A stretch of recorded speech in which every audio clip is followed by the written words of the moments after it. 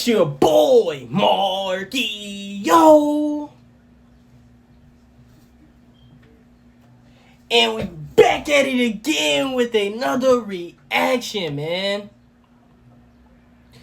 Today we got is the 85-86 Boston Celtics is the greatest basketball team of all time with the legend Larry himself. Y'all let me know in the comments how y'all feel about that. Do y'all think that's the greatest team ever, or is it top 3, top 5, top 2? Y'all let me know, because y'all watch every generation. All the OGs, y'all watch every generation of basketball. So just be politically honest, brutally honest with me. You know what I'm saying? But before we start this video, make sure y'all just give thanks to the man upstairs.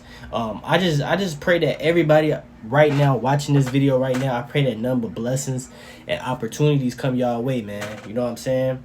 I know I'm on the screen and y'all watching me, and I probably won't never see y'all. I probably will. You know what I'm saying? But I just pray that nothing but blessings and opportunities come your way. Count y'all blessings. You know what I'm saying? Just pause this video. Tell God, tell Jesus thank you, and tell him what you want. You know what I'm saying? But let's get straight into this video, man. I love y'all. I appreciate y'all. Hopefully I become one of y'all favorite reactors. Let's get it. Shout out to Johnny too, man. Johnny, he be coming out with bangers, man. I really mess with Johnny, man. You know what I'm saying? But before y'all, make sure y'all like this video for me, man.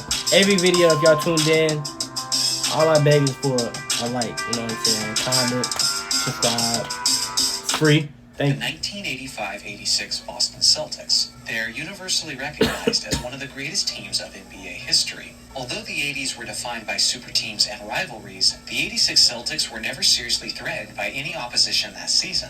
They steamrolled the league. Boston's starting five was one of the greatest ever on both ends of the court. The Really? 6'4" Dennis Johnson started at point guard. Beside him was Danny Ainge at the two-guard spot. Then you had Larry Bird at small forward, and Kevin McHale and Robert Parrish down low. Beyond their fantastic starting five was their depth. Leading the bench unit was the 6'11" Bill Walton, who was that year's Sixth Man of the Year winner. Then you had guys like Scott Wedman, Jerry Seasting, Rick Carlisle, Sam Vincent, Greg Kite, and David Thirdkill. Looking at the results of this group, we see that the Celtics finished with a league-best 67-15 record. Wow. They had the third-best Only lost defense 15? and the number one ranked offense that season. Number one They beat defense? teams by an average of 9.4 points over the course of the season. Wow. They dominated the playoffs with a 15-3 record, and they had that season's MVP, Larry Bird. Wow. Their head coach was Casey Jones, who often doesn't get enough attention for the success of his team. He took over the Celtics in 1983 and spent 5 years there. In these years, they went to the NBA Finals 4 out of those 5 seasons, and they won the championship twice. He had this team playing hard defense, and the chemistry was off the charts. Larry was basically their verbal player coach and leader. It's often said that groups take on the image of their leader, and in this case, it's very true. If I had to describe them in a word, I would call them unselfish. The ball movement of this team was incredibly beautiful to watch. Whether it was on the fast break or half-court sets, Boston was always looking to make the extra pass. Speaking of their leader, Larry Bird won his third straight MVP that season with averages of 25.8 points, 9.8 Dang, rebounds, that's great and stats. 6.8 assists on 49.6% shooting. That's great stats. This was not among Bird's 50-40-90 seasons, Wow. but it was incredibly close. Something that people often forget is how Larry was also a very capable defender who made critical defense teams in his career. Thank you. Consistent second scoring option Kevin McHale also had a monster season. He was almost always a sure thing whenever he was in the post and had his back to the basket. He had an incredibly high offensive IQ, some of the best footwork in the game, and amazing length with an incredibly high release point on his shot. When McHale was in the post, his teammates often called it the torture chamber due to the fact that he was so difficult to stop. That season, he averaged 21.3 points, 8.1 rebounds, and 2 blocks on 57% shooting. McHale was also first-team all-defense that year. Speaking of defense, where they really stand out among the all-time great teams is their interior defense. Bird was 6'9", McHale was 6'10", Damn, they all and Parrish tall. was 7'1". It wasn't Yeah, that's just a their dominant height, team. but even That's a more dominant so, team. their length. We don't have a recorded wingspan for Parrish, but it looks like it was at least as long as his 7'1" height. McHale, on the other hand, had a freakish 8-foot-long wingspan. Damn. Assuming that estimate is completely accurate, that would give him the second longest wingspan in NBA history. Really? Coming off the bench was another 6'11" big man, Bill Walton, who averaged 1.3 blocks and only 19 minutes played per game. Between Parrish, McHale, and Walton, you have solid rim protection for all 48 minutes of the game. This aspect was crucial to their success in the 1986 NBA Finals. The Houston Rockets were just coming off of beating Magic, Kareem, and worthy 62-win Lakers. Houston eliminated Los Angeles in only 5 games. With that being said, basketball is a game of matchups, and as good as the Twin Tower tandem of Ralph Sampson and Hakeem Olajuwon were, you're simply not going to beat the 86 Celtics with size. And Boston handled them in 6 games. Wow. One of the less talked about starters from the Celtics was Dennis Johnson. Dennis was the starting point guard, and over time, he's actually become one of the more underrated and overlooked players of NBA history. He was a former Finals MVP winner back when he won the championship as a member of the 1979 Seattle Supersonics. He was averaging 15.6 points this year with the Celtics, but he had got as high as 20 points per game during his career. Good. Johnson's final All-Star appearance was just prior to the 86 season, and he received 5 All-Star selections in total. He was also the Celtics' best perimeter defender, who they relied heavily upon to slow down the great scoring guards in the league those years. He was second-team All-Defense that season, and in total,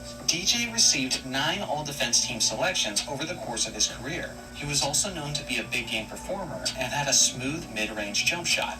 You could say that their 6'4" shooting guard Danny Ainge was the worst player in their starting 5, but he was certainly far from a bad player. Danny averaged 10.7 points and 5.1 assists through the season, and he was actually very efficient in his contributions as he shot 50% from the field, 36% from three-point range, and 90% from the free throw line.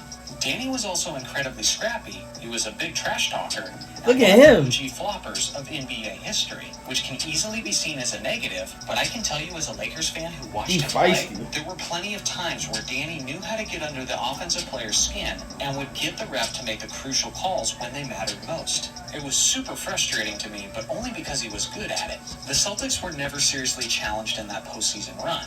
Despite a 49 and 63-point performance from Jordan, they swept the Bulls in the first round. After that, they easily handled Dominique and the Hawks in just 5 games. Then they swept Sidney Moncrief and the Bucks in the conference finals. As I mentioned earlier, the Rockets did push them to 6 games in the NBA Finals, but the Celtics got up to an early 3-1 lead, and the series was never really in doubt. What makes the 86 Celtics so dangerous is that they can attack you in so many ways offensively while being so versatile defensively. There isn't another team in NBA history that I could put against the Celtics in a 7-game series where I would feel like the Celtics wouldn't do well against them.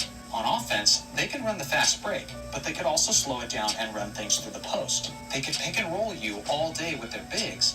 They could punish you from the outside with the all-time great shooting of Larry Bird, or they could simply run the isolation through McHale, which is always a good option. Boston natives know this already, but for the rest of you, it's important that you recognize the 1986 Celtics have a legitimate case for the title of greatest team of all time. Let me know in the comments section where you rank this squad among the greatest teams ever. Thanks for watching as always. Make sure to like and subscribe. I'm gonna ask y'all first, man. What do y'all rank the 85-86 Boston Celtics? Y'all rank them number 1, number 2, number 3, number 4, number 5, 6, 7, 8, 9, 10? Y'all let me know. You know what I'm saying? Because this is really my first time really analyzing this. Like, I didn't know 85 and 86 Boston Celtics was a great team. And that's why I'm learning my history now. Because, you know, when they have debates, they always say about the Chicago Bulls when they won like 72 and 10 and the Golden State Warriors. They always compare those two. I never hear like the Boston Celtics or anything. You know what I'm saying? So now just hearing that and then hearing that like their whole starting lineup is over 6'5" is crazy. Larry Bird 6'9", Kevin McHale like 6'11", then they centers like 7'11". I mean, I said 7'11". What the 7'1". My fault. 7'1". But that's insane. Like, they whole starting lineup is long. You know what I'm saying? Big and long. Pause. You know what I'm saying? Like, it's just crazy. Like, it's crazy because you can't really stop that. You can't stop that. A tall team that can push the rock in, can shoot in, great passing. And then they got the point guard. He probably like 6'3", 6'2". Y'all let me know in the comments. You know what I'm saying? How tall he was. But how y'all feel? Y'all let me know the rankings with the Boston Celtics. You know what I'm saying? But Larry Bird was always a legend. He always did his thing. But make sure y'all like, comment, subscribe. Let me know what y'all want to see next. And I'm out.